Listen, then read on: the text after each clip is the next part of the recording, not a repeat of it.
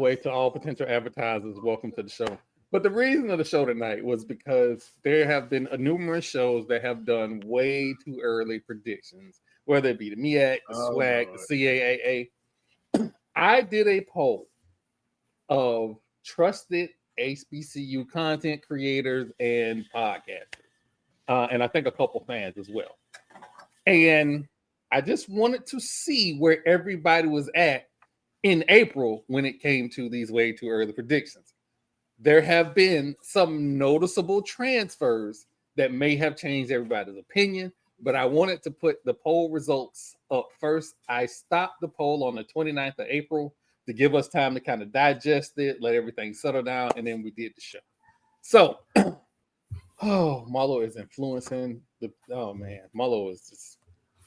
How? I didn't do anything, sir. I just spoke truth to light. Okay. All right. Let's, So, it's the elephant in the room. The main person who actually started off this. Sorry, not sorry. He's in his homeboy. Where is my man Lionel at? He couldn't make it tonight. He threw me to the Lions, Doc. You to the Lions? Oh, come on. Now I got to defend his poll. See how he do me?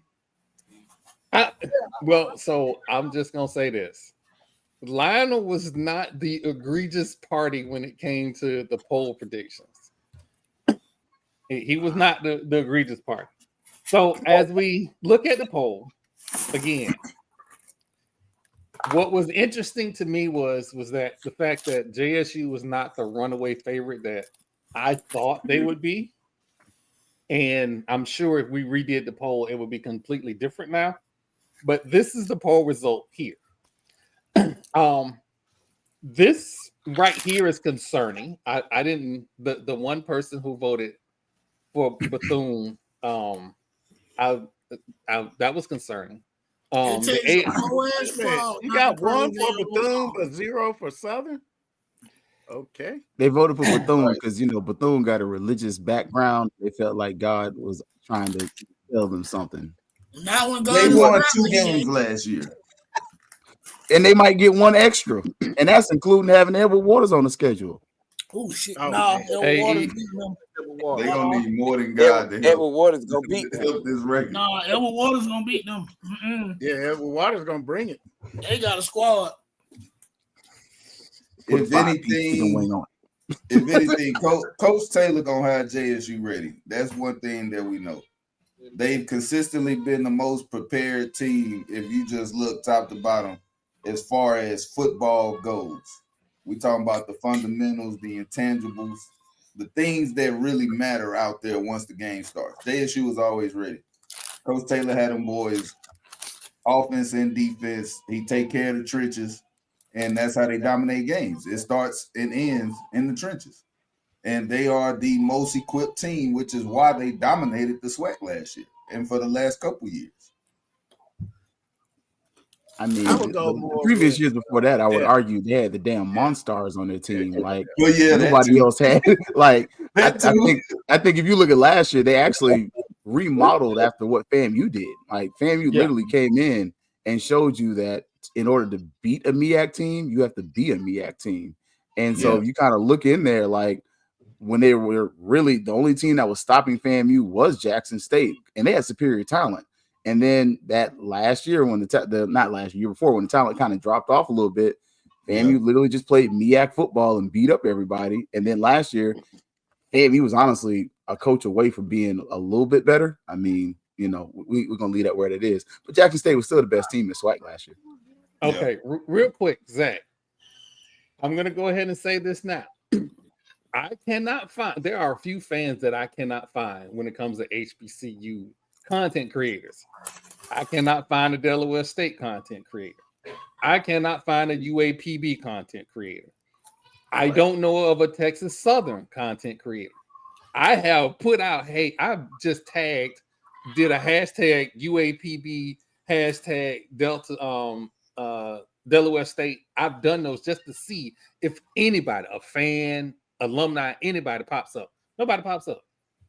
So nobody's a masochist, bro. No point. There's no point in like rooting for the Cleveland Browns. You know they're gonna lose. Like UAPB is gonna get belted ass every other weekend. There's no point in putting yourself through that.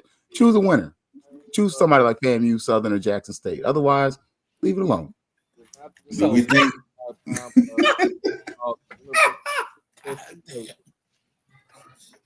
What you say, TP?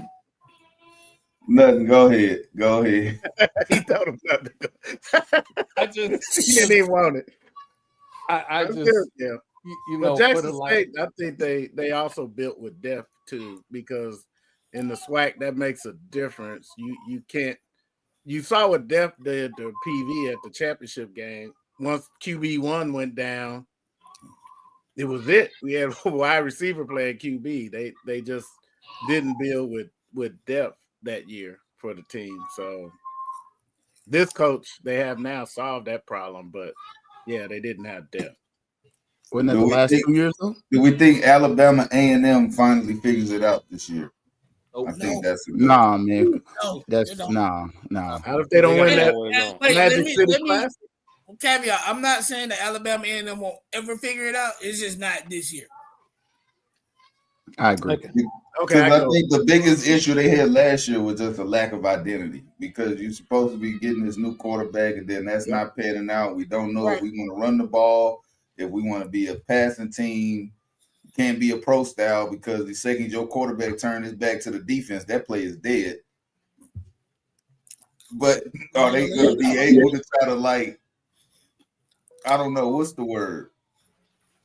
Because they only won, 4 games in the conference last year? A&M. I think you're right. Yeah, I think they won 4.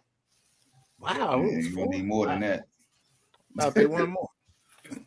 No, he's in conference games, not. Oh, conference game.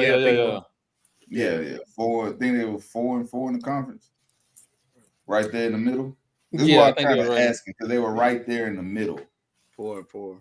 So are they one of those SWAC teams that play non-conference SWAC games? Maybe that's why they didn't win this. Yeah, so that's and here's the thing, all right. So when I looked at how am I going to present this, because I don't want to do like other shows do. I want to actually start from the bottom up and just kind of see where we think they're going to be.